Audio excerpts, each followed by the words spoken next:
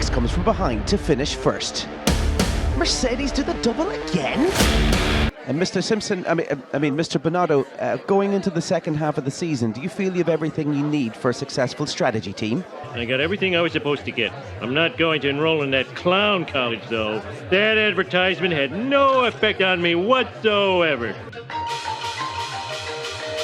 Welcome to the Late Night Race Review.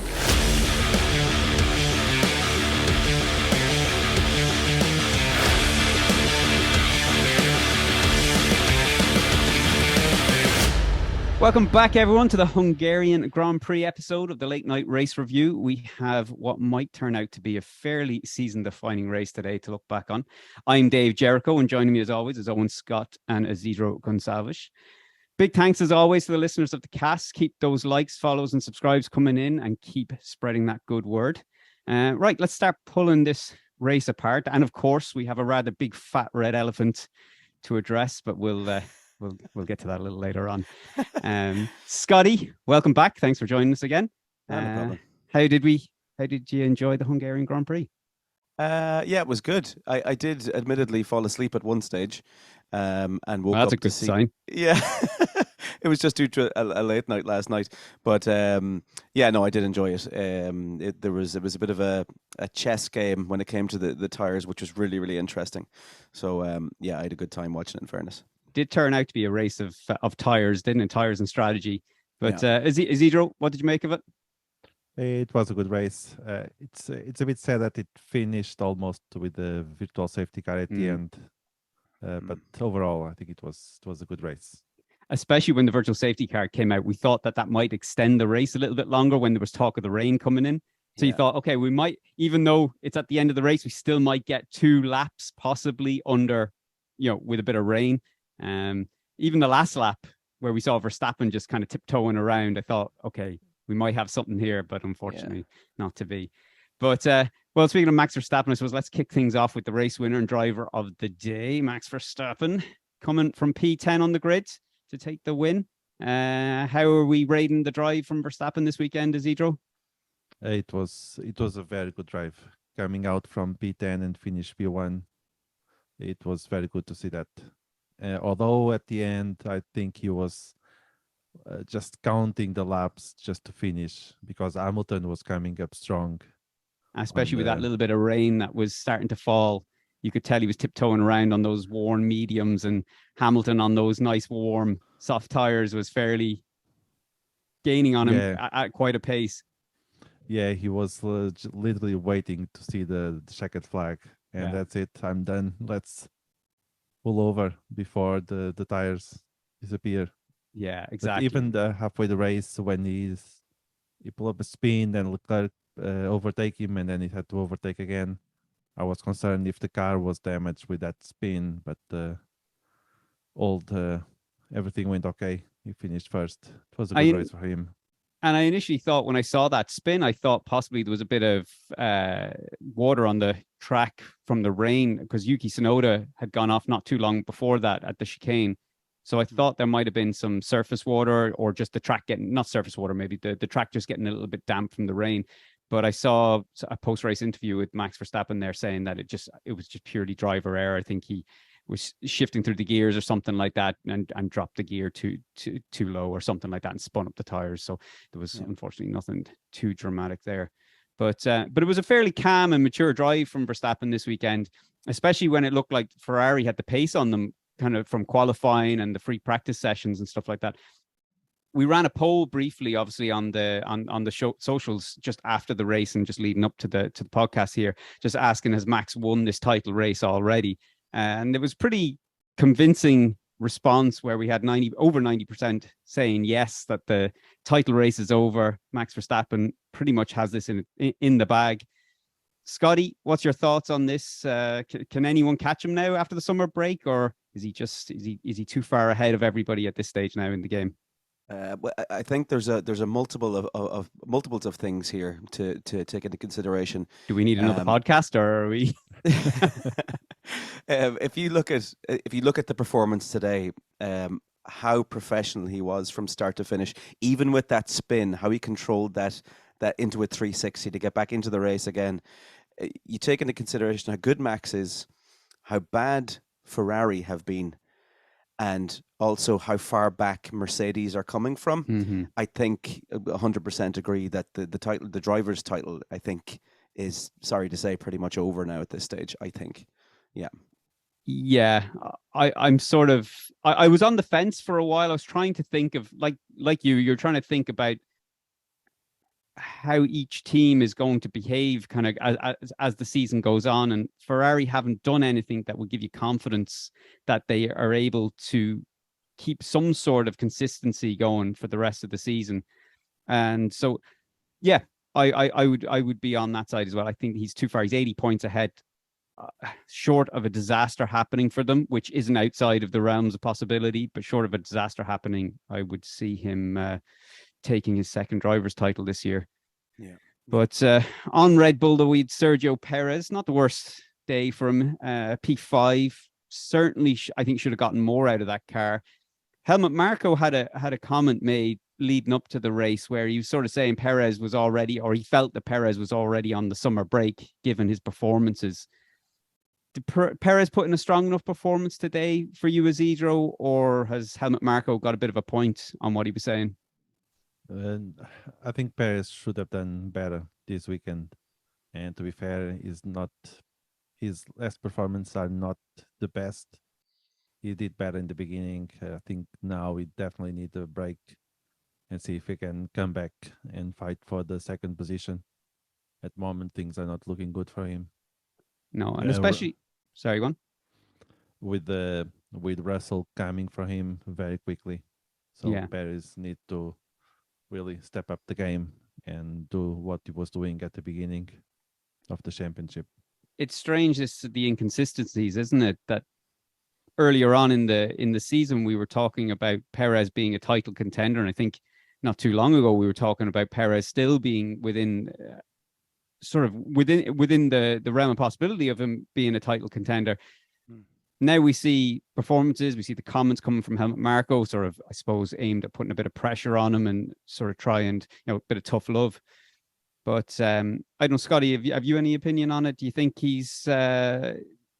you think maybe actually, and not something I thought about saying, but do you think, because Red Bull are ruthless, and if Helmut Marko has an opinion like that, if Sergio Perez continues to put in below par performances, or what Helmut Marko deems as below par performances, I'm sure you know where I'm going with this. Yep.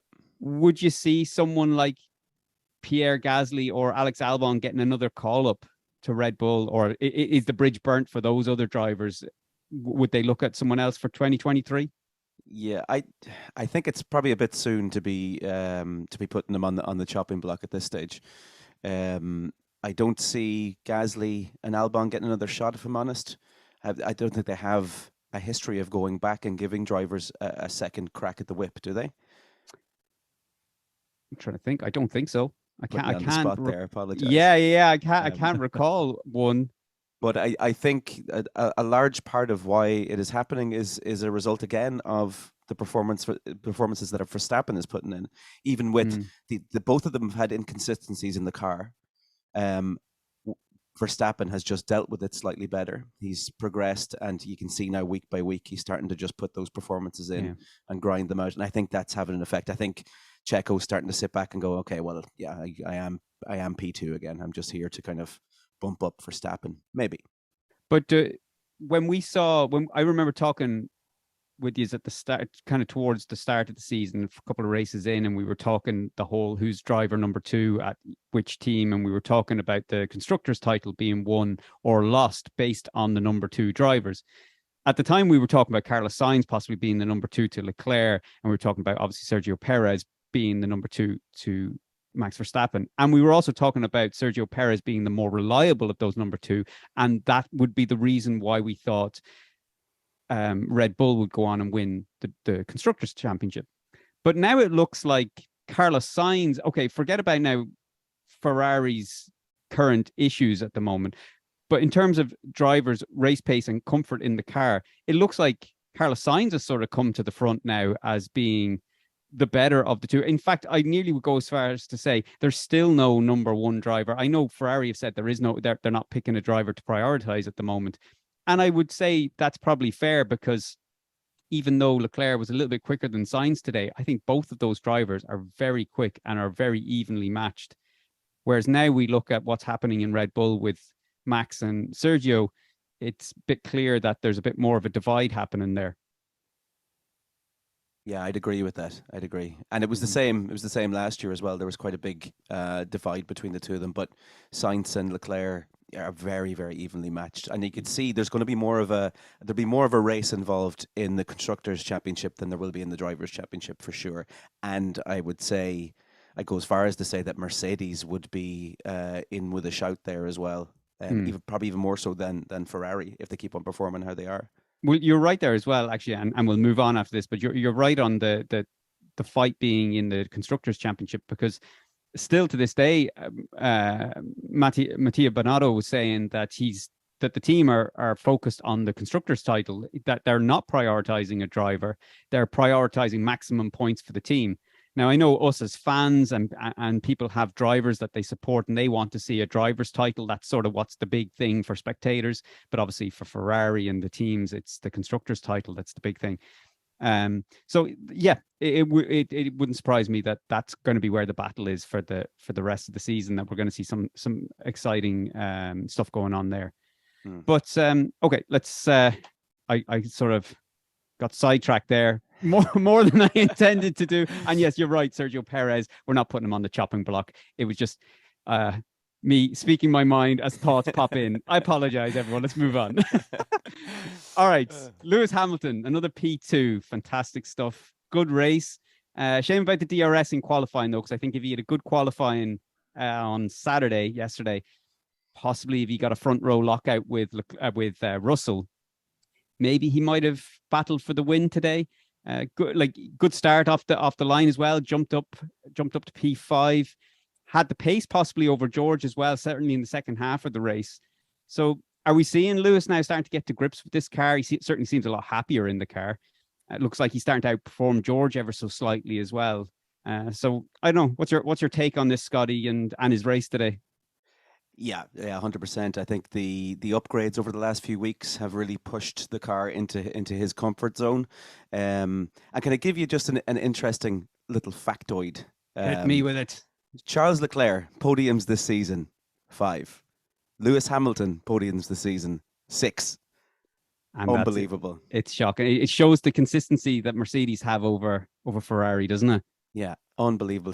Just doing their job in the background, just working away, grinding away at it. Nothing dramatic really happening, and making those improvements week by week. And I heard on Sky today, I think it was, they were saying that they would agree that Verstappen and Hamilton are still two of the best drivers on the grid, and he's proven that. Yeah, I think that experience is coming through against George. George is a fantastic driver again. Today he's so consistent, and there was hope of him maybe getting a win, but I think Lewis, he's still number one there. Absolutely. And you mentioned George there as well. It was a great drive from him as well. He got coming in P3. Struggled with his tires towards the end. I mean, that was the strategy they went with. I mean, I think we would have seen the same with the likes of Max Verstappen as well. They wouldn't have had the pace possibly on the likes of Lewis Hamilton, who was absolutely flying on those soft compound tires. But he put in an incredible drive throughout the race, including his what I can only describe now as his signature virtual safety car restarts. But one of the things I wanted to talk about though was that defensive drive there. There was only, I think it was 3 or 4 laps with Leclerc, and I think it just sort of highlights the type of driver he is. What did you make of it, Isidro? And the elbows out defending. He did a great drive defending against Leclerc, and even fighting the position that between the P1 and P2, and then he dropped P3. But all the time on the race, he was doing what he does. He was very consistent. He was defending as much as possible. He was not aggressive this time as last week with Perez, for instance. But he did a solid drive. Too bad that the tire was not helping by the end. Otherwise, you would probably keep up the P2. And that's what I was going to ask you a follow-up to that then, a hypothetical. If Lewis and George were on the same, because obviously George, we can easily say that Lewis today was a lot faster than George in the second half of the race, purely because George Russell's tyres, he was on the medium compound a lot longer. The tyres were going off, Lewis on a fresh set of soft compound tyres. If they were on the same strategy, did it look like maybe George would have had the pace, that the two of them would have been maybe on the same sort of lap times? Yeah, I think so. If the situation was the same for both pilots, the Russell would keep the P2 for sure. Mm-hmm. Mm-hmm. Yeah, and at the moment, I think the points are more important for Russell rather than Lewis. Lewis now is too far back, while Russell can definitely fight for the P2. Yeah. Well, I mean, he's definitely going to be a driver that's going to be one to keep an eye on over the next few years. Like I said, I do like, as it's make no secret, I'm not a fan of him and his personality, his shining personality, or shining chest. yeah, that as well. But the years of exciting racing to come, those elbows out, defending and aggressive overtakes. Scotty, do we see a future world championship in his future for him with Mercedes? Absolutely, 100%. If the Mercedes are heading in the right direction, George Russell is heading in the right direction. He's still quite young. There's a little bit of naivety. We saw little glimpses of it in Australia. But as you say, his style, I'm really looking forward to having him versus Verstappen. A few more viewings of those two versus each other, because they remind me of each other quite a lot, or Russell reminds me of Verstappen, should I say. Very aggressive at times, and that defense, he is a world champion. He's going to be someday. There's no doubt about it. And I do think with Mercedes, absolutely. Yeah, it does strike me as he seems to be happy there. It seems to be the move from Williams to Mercedes seems like it wasn't just a stepping stone in his career, that he's sort of there for the next sort of 8 to 10 years. It doesn't look like he's like I said, he's not using it as a stepping stone to go anywhere. No. But so yeah, moving on then. So time to address the elephant and the shit show that was Ferrari's weekend again. Let's start with the lesser of two evils, if that's possible. Sainz finished P4 today. Certainly, I think should have been better. Although both Carlos and Mattia Binotto, should I say, came out and they said that the performance issues was car related, and that was the reason, that there was a setup issue possibly, or something within the car as to why Sainz didn't have the pace. Which would say possibly the case on the soft tire, but the medium tire, they looked very strong. So I would say that maybe if there is a setup issue with the car, that it was maybe purely down to the car with that compound, because there was a massive difference there when you looked at, say, the Ferraris when they came out on the softs versus Lewis Hamilton coming out on the softs. But what did you make of Carlos's race today, Isidro, and sort of that strategy and their performance on that soft tire? Was it was it setup related, or was it Carlos related? No, I think Carlos did his best with the car that Ferrari gave him. It's definitely a problem with Ferrari, and this has been happening for the last couple of races. The drivers, they do their best and they drive very, very well. We saw that today with Sainz and Leclerc, and they can only do so much with what Ferrari decides to do with the car and what decision they make throughout the race. And today it was sad to see Ferrari doing the same again. Sainz did the best he could. I don't think he could finish in a better position, not with the car he had. Yeah. Well, then came their pièce de résistance with Charles Leclerc. He had great pace on that medium set of tires, on the two sets of medium tires, but it was a bit weird. Then Red Bull sort of went with an aggressive pit stop strategy, and who may say they were on a different strategy to Ferrari altogether. And then Ferrari decided just to sort of make a knee-jerk reaction to that pit stop by Red Bull and pit Charles Leclerc. even though they were only on lap 39 on this sort of the second medium compound tire. So bringing them in to continue with their sort of the strategy that they were obviously going to go on, which was probably the same as Sainz, which was the soft tire. They realized, well, the soft tire is not going to last 30 laps. So now we're panicking now. Oh, what do? We throw the hard tire on, even though they had the data there from Alpine and from probably Haas as well. And I'm not sure whether Lando Norris maybe was on the hard compounds before them. So they had all this data to realize that the hard tire does not work. Even Red Bull knew it when they went out, because Red Bull originally had planned to start the race on the hard compound tire. But when they were driving out, and they did, I think, 3 laps, going through the pit lane and around before they got to the grid, and they realized the hard tire, they're not switching on at all. So they changed their strategy on the grid, realizing they were the wrong tire. Ferrari had all this data from other teams to realize this was the wrong strategy. And rather than listening to their driver, who was happy on the medium compound tire, had pace on the compound tire, Ferrari just went, nah, we don't want this win. Hard tire, out you go. So, I mean, talk to us on this one, Scotty. What's going on at Ferrari? Should they have been able to keep their... Well, obviously, they should be able to keep their cool. Leave Charles out, possibly longer on those medium compound tires, bring him in maybe with 20 laps to go, maybe on the soft compound like Lewis Hamilton did. What do you think? What was going on here? What's ever going on here? It was a disaster. And honestly, I think they should go and check the pit wall where Bernardo is sitting and just make sure that they're not just sitting there playing FIFA or something, because they just seem so distracted. Like the car comes in and they're like, throw on the hards, I guess. I have to get back to my game of FIFA. No sense. As you say, they had the data. Magnussen was on the hards. They could see it wasn't working, yet they still threw on the hards at a crucial point in the race when they're in a very, very good position.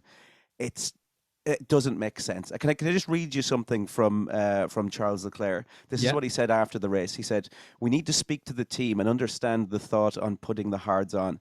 I was feeling very strong on the medium.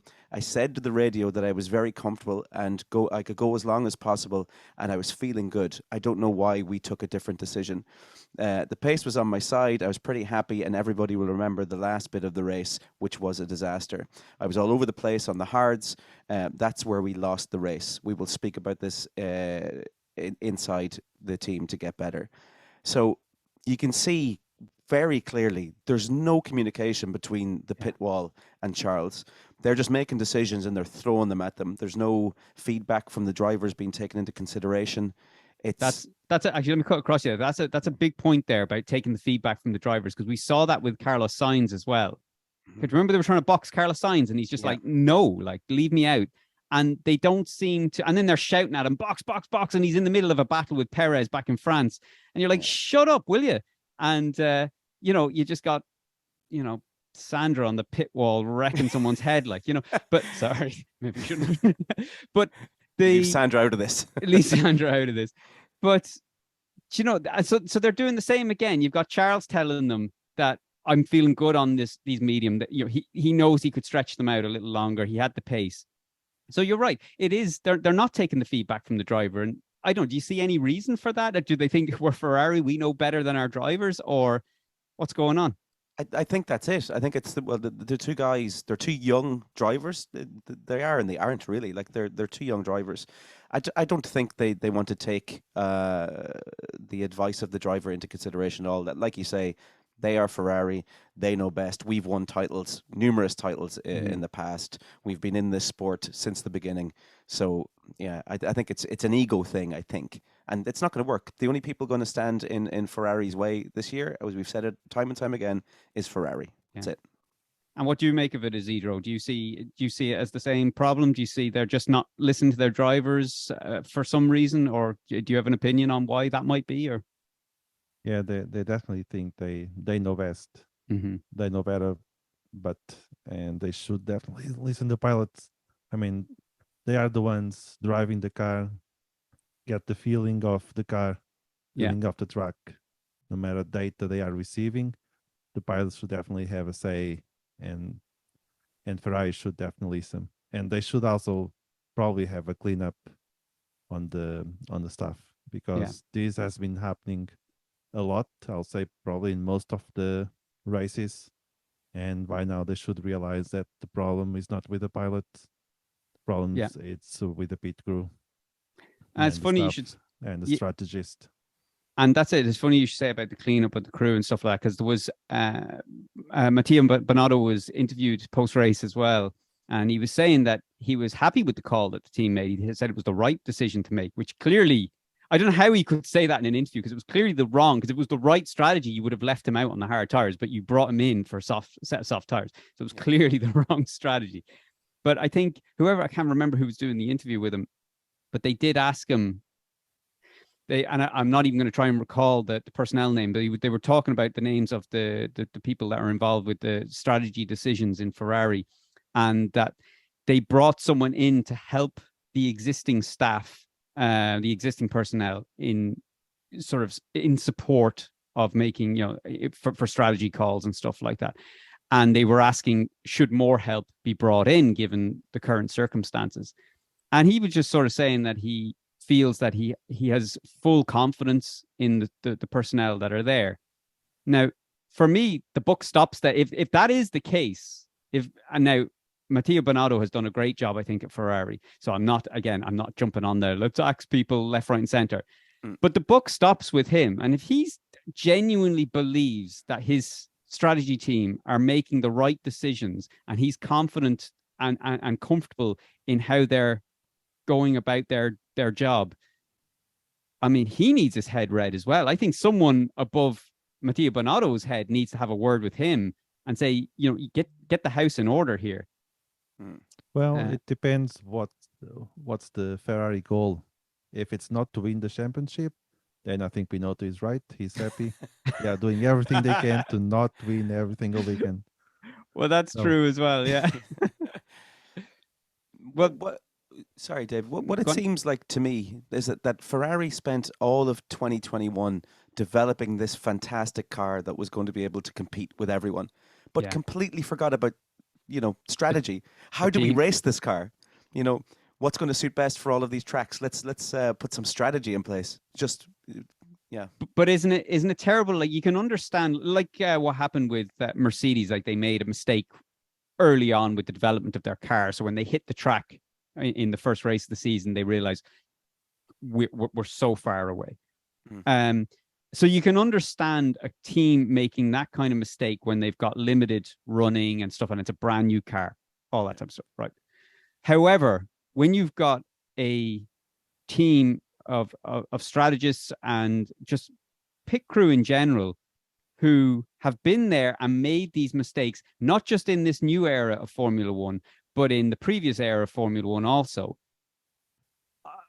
Now there's no sympathy. Now it's not like this isn't just a case of, oh my God, this has just happened mid-season. We can't just start chopping and changing staff mid-season. It's going to have to wait. We're going to have to reassess at the end of the season, see how it goes.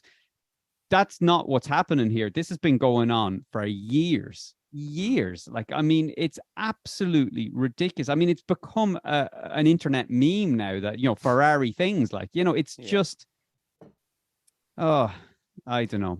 I mean, where do we leave it at that? Like, but that's the thing, though, with the new Ferrari performing so well. I think we're all remembering back to when Ferrari were fantastic, but there is this hole in the middle here where they weren't performing well at all, and they were trying to recover.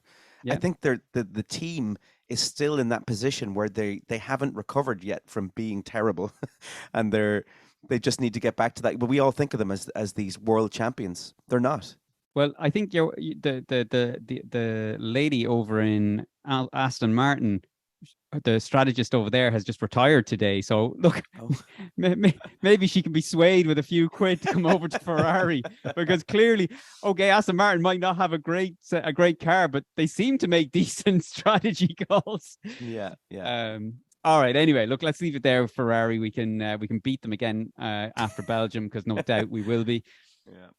I want to wrap up with just the next sort of battle in the constructors is McLaren and Alpine. And Alpine obviously looked like they had the faster car today until they decided to pull a Ferrari on it and go on the hard tires. you might say they were the OG of the hard tires this weekend. But maybe McLaren, are they, this was an opportunity for them to gain a lot more points over Alpine, and they seem to be missing out on capitalizing on those points due to, and we haven't beaten them for a few weeks yet, Daniel Ricciardo, who finished in P15 where Lando finished in P7. So my question, which is the same question I ask every week, but surely McLaren, they can't continue with him for 2023. Surely not now at this stage. That whatever about, if both your drivers are performing poorly in that car, you would understand it's a car. It's not the driver. However, you've got one driver who's consistently in the top 10 and the other driver who's consistently outside the top 10 and always struggling with that car. Could you see McLaren saying, even say we've got 8 races left, I think, of the season. So can we say if Daniel Ricciardo finishes outside the top 10 in 6 of those 8, all right, so he doesn't score points in 6 of the next 8 races, are McLaren realistically going to still say he's the right man to stick with for 2023? I don't know, Isidro, what's your take on that? Actually, I get opinion from both of you. We start with Isidro. McLaren will be crazy if they keep Daniel Ricciardo for 2023. He clearly, like you're saying, both cars are doing fine. One driver finished all his top 10, and Daniel just a random. Most of the time will be outside top 10. Yeah. So he's a consistent. He's not a very consistent driver, at least not finishing inside top 10. And that's the difference between McLaren and Alpine. Alpine, their drivers always finish most of the time inside the top 10. They always score points. Yeah. McLaren knows Norris will be scoring points. Daniel, well, we need to wait and see. Fingers crossed. On. Yeah.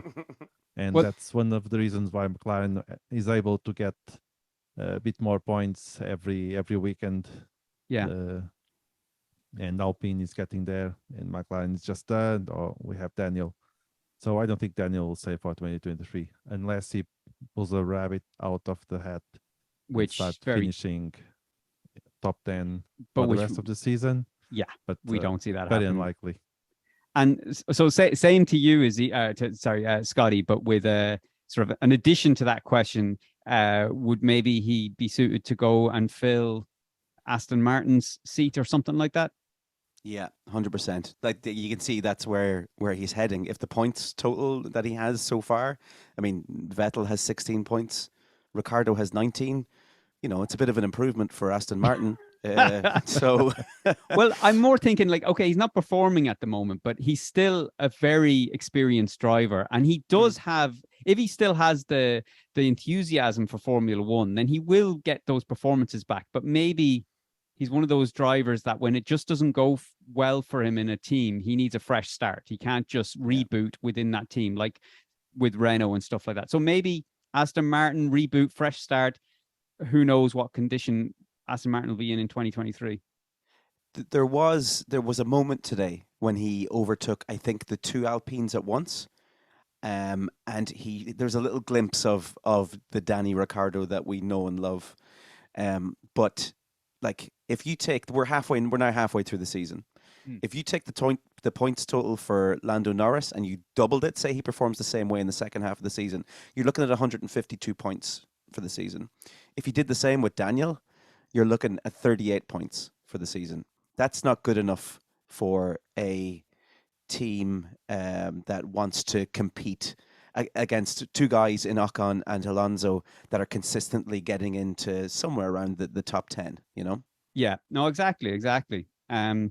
Well, look, let's not, because you know me, for some reason I have this thing about just beating on Daniel Ricciardo. I don't know why. It's an easy target or something like that. I'm like a bully in school or something.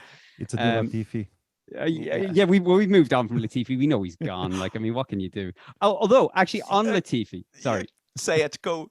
The qualifying. Yeah. I mean, a purple sector. And I mean, only for he messed up in sector 3.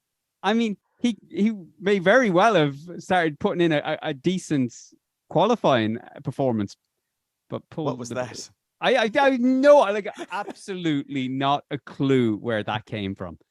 I was up in Mondello on Saturday, and it was the free practice 3, and was getting ready to get into one of the cars. I was like, I'll just check the results of free practice 3. There's Latifi in P1. Yeah. I thought I had crashed into a wall and I died. I could not believe it. I know. unreal. And yeah, look, I mean, he's not going to salvage his season now. I think he's going to probably end up out in like IndyCar or somewhere like that. But right, look, I think that wraps up our bashing of every team, I think, quite successfully this weekend. I don't think we've done anything else other than bash everybody. But right, let's move on to the important part of the podcast, the predictions. Class. Do you know, actually, I don't know why I'm so excited to jump into the predictions, because I know it hasn't gone well for me again. Yeah, for another week. For any of us. Well, I don't know. It's gone better for some. So let's say, okay, right. Let me call out my top 3. I had Leclerc number 1, Verstappen number 2, and Hamilton number 3. So I can safely put in a 0 beside every last one of those. So, Scotty, give me your top 3 for this week. I had Verstappen number 1, which did happen, thankfully. So I get a point for that. Sorry, I put Get a 0 that 0 in out of there. Yeah, that's just habit, Got used to it. I had Leclerc number 2, which did not happen, and I had Sainz number 3, which did not happen. All right, and Isidro, the old predictions buddies there. Yeah, I had Verstappen first, Leclerc second, and Sainz third. I sense my homework. I sense a conspiracy here, but anyway. Yeah. All right. My flop this week was Sergio Perez, which I'll be honest, I went with a DNF, but I still think even the P5 was a bit of a flop. But anyway, it didn't come off, so it's a 0 for me. And Scotty, who did you have? I went Norris DNF, and I couldn't be further away from the truth there. That was a 0 as well, unfortunately. Do you know, I think we've gotten to the stage with Lando Norris now that when you call Lando Norris and the position in your surprise category, I don't think it's going to be accepted anymore. So if you say Lando Norris P6 or Lando Norris P7, I think that should automatically no longer be. The man just always finishes P6 or P7. Yeah, that's actually pretty consistent. Yeah. All right, Isidro, who did you go with for your for your flop? Sorry, Perez DNF. Oh Jesus, it's not looking good. Copying the homework again there, Isidro. Yeah. All right, I went for my surprise. Oh, Jesus. Like, right, let me justify this before. Right, so I went with Schumacher, but I went with Schumacher on the grounds that Haas were bringing their upgrades, although it didn't look great for K-Mag. Yeah. But then it turned out that Schumacher wasn't getting the upgrades because of all his crashes at the start of the season. So I was like, sod it. That's the only reason I went with Schumacher as my surprise. Okay, so I got a big goose egg for Schumacher. He was put in the bold corner. He was. Upgrades. All right, who did you go with? Scotty, sorry. I went Alonso P6. Oh, that is a goose egg for you as well, isn't it? Is it? You didn't finish P6. P8. Oh, he's P8. Yeah. Jesus. Oh, I was on a different race. I was looking at the. You may have hit magic last week, but come on now. That was gold. Slow your roll for this week. Yeah. Do you know, actually, at a stage through that race, I saw it was, let me think now. It was Leclerc, George Russell, but then Verstappen and Hamilton were catching the Russell and I think it was Leclerc, Russell, Sainz, I think, and then Verstappen and Hamilton, and they were catching Sainz and Russell really quick. I was like, I have a feeling. I was like, I'm going to get my top 3 nailed on this week, and it couldn't have gone more drastically wrong. Yeah. But sorry, Isidro, your surprise? Mick Schumacher top 10. Oh, I was looking for Schumacher was back, but no. No, copied the homework again. Can I just say that Cedro copied a lot of homework last week? He did, yeah. I'm looking at that now. He copied the first half of you and the second half of me. It almost seems as if he didn't have any predictions at all, and he just kind of winged it. Yeah, I'm thinking we need to get an FIA investigation going. Like there's something not right. I don't think he should get a point this week, to be honest. I mean, as it can't be proved, that it's a draw this week. And now the worst thing about this is that means now that I stay on 6 points. Scotty has moved up to 6 points. And Isidro has moved off from 2 to 3 points. I'm the Hamilton of predictions. Do you know, I have a feeling I could end up finishing this season at the bottom of this 3. This is going to be depressing. This is. There is no sense to this game. It doesn't make any sense. Yeah. Do you know? Yeah, exactly. It doesn't. There's no. I'm not even going to try and justify it. All right. All right. Okay. As we're professionals here, and we don't have the sheet prepared for this week. Hang on a second. Let me sort it out here. Everybody, give me a second. All right. Okay. So. Right, Belgium. As always, we do our reviews after the previous race for the next race. In this case, we're doing it 4 weeks in advance. We're predicting who's going to win this race. So anyone who gets it right should just automatically win the season. Yeah, absolutely. All right, so I'm going to go with Verstappen P1. I'm going to go with Leclerc in P2 and Sainz in P3. Is my top 3. Scotty, who are we going with? I was starting to get worried there as I was looking at your top 3. So I went for Verstappen P1, I went Sainz P2, and I went Hamilton P3. Ooh. I'm calling the Mercs. It's a fairly fast circuit, but okay. All right, Isidro, who are you copying this week? No, I'm being original. Charles Leclerc first, Sainz second, Russell third. Oh, wow. I think Ferrari had 3 weeks to decide what they want to fire people. Yeah, to get the clown car in order. Yeah. All right, okay. So my flop then, I'm going to stick with Perez DNF. I think he's just due a DNF. Oh, Scotty, I can see what's happening here. Go on. You looked over my shoulder, did you?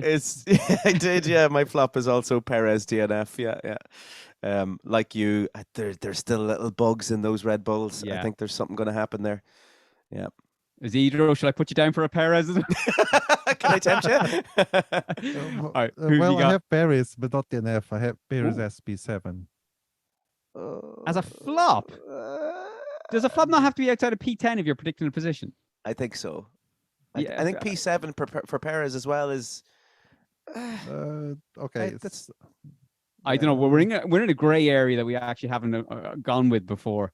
That's like saying, I suppose we could say Leclerc P7, and technically that is a flop. But we've always done previously that outside of P10 is a flop.